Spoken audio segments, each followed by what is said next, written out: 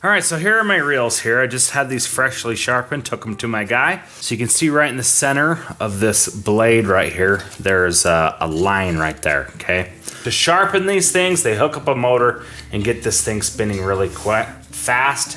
He pulls the bed knife away from the reel, and then this grinding stone grinds like this, okay? It's spinning like this, and it's moving from left to right like this.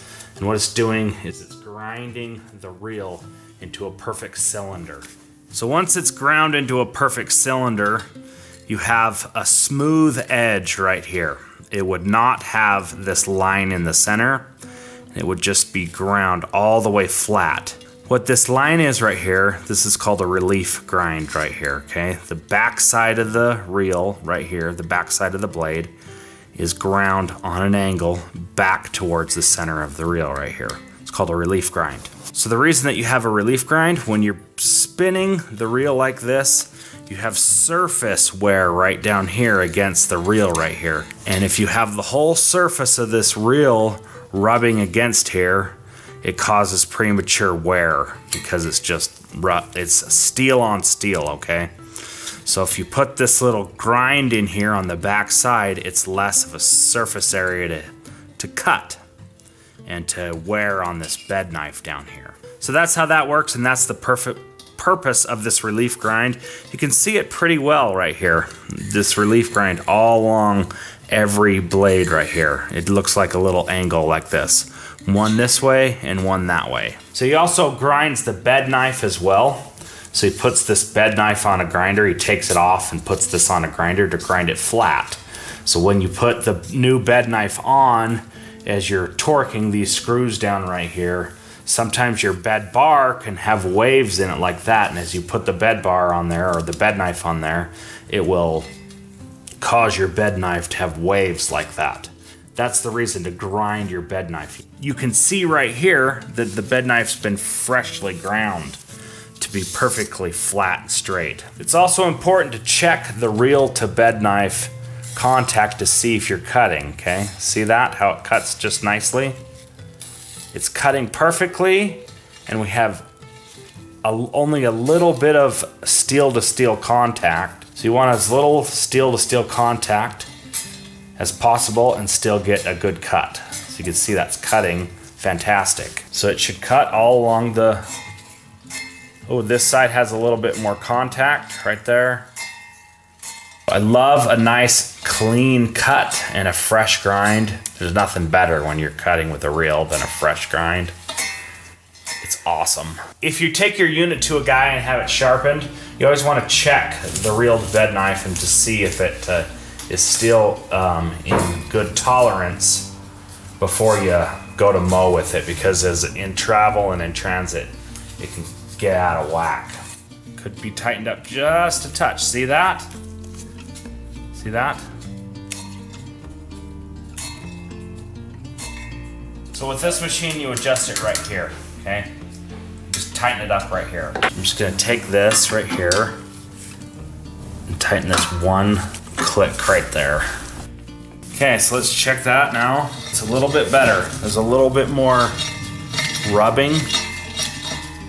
Might need to be backed off just like a half a click.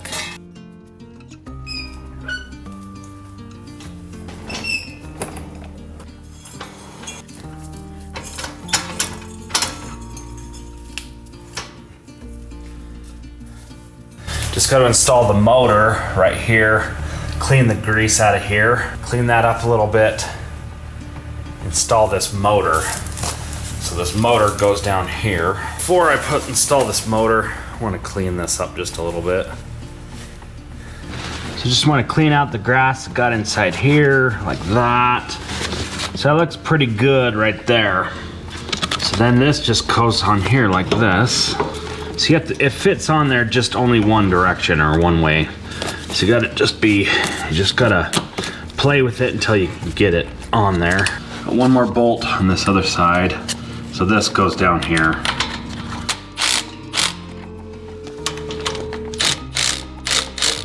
So that's that. Okay, so that's in. I want to put some grease right here and then grease my rollers. So this goes here. I'm gonna put some grease right there. 1, 2. And I'm going to grease up this side as well. 1, 2. And then put some grease right here. So that one's all on, ready to go. Need to do the same for the 2 front reels. Grease those up and make sure everything's good to go on those. Install my oil filter. I've got to go to town and get me an oil filter for my engine right here. This is a Kubota diesel engine, which I love, to be honest with you. I did check this coolant fluid level right here. You can see right there, see how the coolant's full? See that? Totally full. I was thinking about mowing today. The grass is kind of green, but I don't know. What's this guy doing? See, I'm not liking the looks of this guy. He's like, got this stupid gooseneck trailer, and this guy's throwing mud everywhere, making a freaking mess of the place.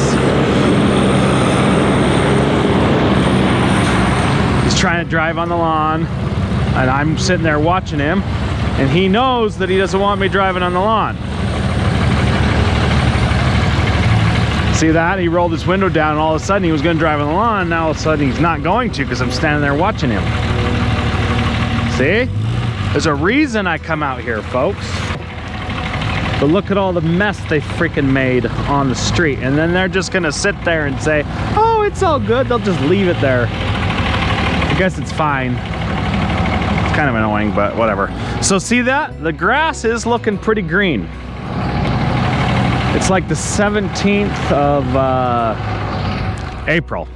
So it's growing, it's green, it's starting to wake up, but it's not quite time to mow yet. I'm sure I could get a mow in, but it's probably just gonna be a charity mow. So I went to town, got me a new oil filter here. So this is your Napa Gold filter. I only go with the gold type stuff, no silver, no bronze for me. So I'm the one that installed this on the mower the first time, and I only did a 1/4 turn. So it was easy to uninstall or take off.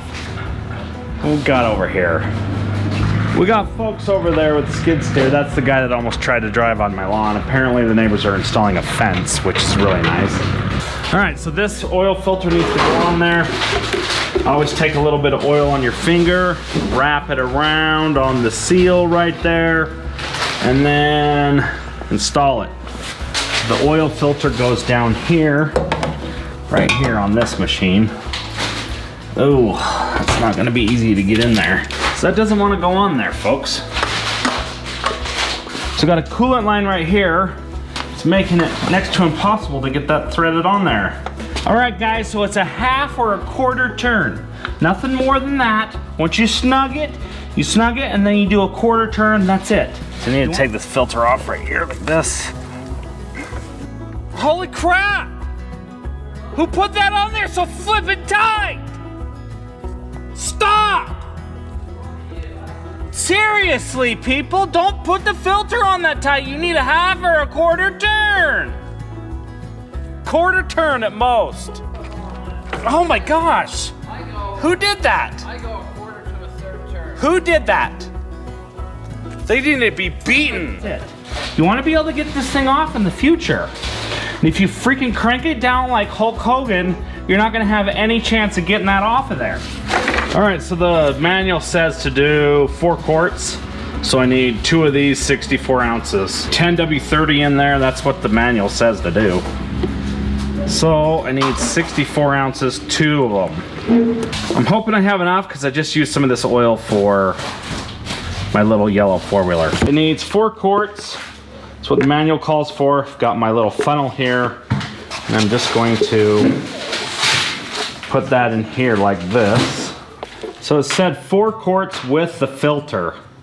So I put 2 quarts in there, got 2 more to go. The oil was quite dirty. I didn't change it last year. Dumped it out there yesterday. Now I'm changing it today, and it was quite dirty. So I need, oh, it doesn't look like I'm gonna have enough. Oh, it's gonna be close, it's gonna be close. Oh, I do have enough. Sweet, and I've got a little bit extra in here, maybe a couple of ounces or something for later. Pour that in there. That. After that, I should be able to start it up and go from there. I was gonna change the fuel filter, and I went to Napa and they gave me a fuel filter that is not the right filter for this machine. While it probably would work, I'm just gonna get the one that's spec'd out for this machine. Okay, I put the, oh, just dropped the oil cap down there. Okay, so here's the oil cap. Just gonna put that on there. Check the oil, make sure it's good. It was filthy, and so I'm really glad that I changed the oil here.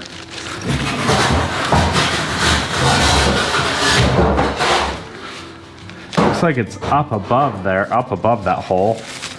I don't know where it's supposed to be. There's no hatch marks on this sucker, so I guess we could only assume that it needs to be at the top of that hole.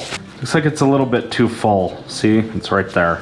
It's up above the mark. I'm gonna start this sucker up, run it for a second, and then we'll check it, because there's no oil in the filter. So with this mower and pretty much all diesel engines, you turn the key and then you wait for the glow plugs to heat up. It sends some electrical charge from the battery to the engine or the plugs. They're called glow plugs. They warm up, and then once they're warm, then you can fire the engine or turn over or crank the engine. So just looking at the engine here, kind of visually inspecting things look okay. I checked the coolant, the belt looks good. I did try my luck at getting an air filter at Napa, but they wanted like 60 bucks for it, and I can buy that online from R&R for about $15 or something. So I said, screw that, I'll buy that online and have it shipped. Let's check this oil again here. Like that. So now it's perfect. It's right at the top of the hole there. Oil's perfect.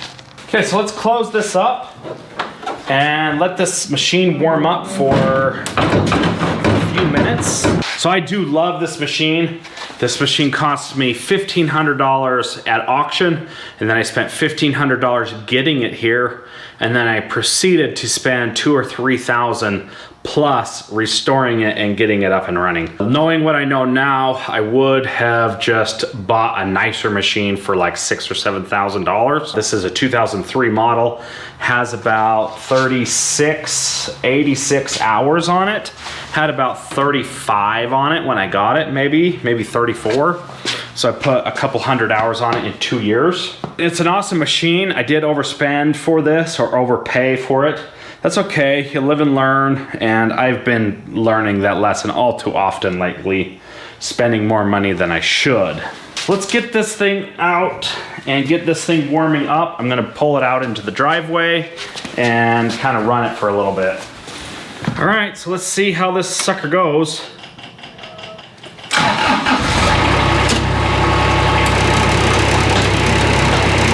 Hydros work.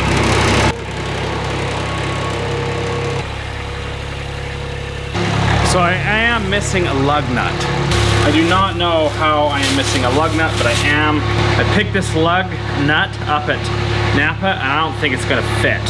Just does not look like the right size of lug nut.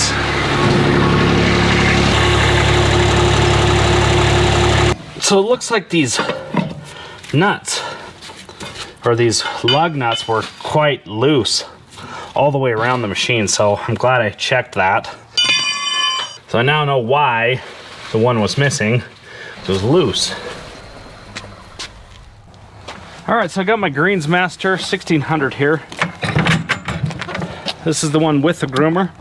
I'm gonna run a few passes around the trim, and then I'm gonna do a little bit of mowing here. I wasn't planning on mowing, but figure, heck, why not, you know?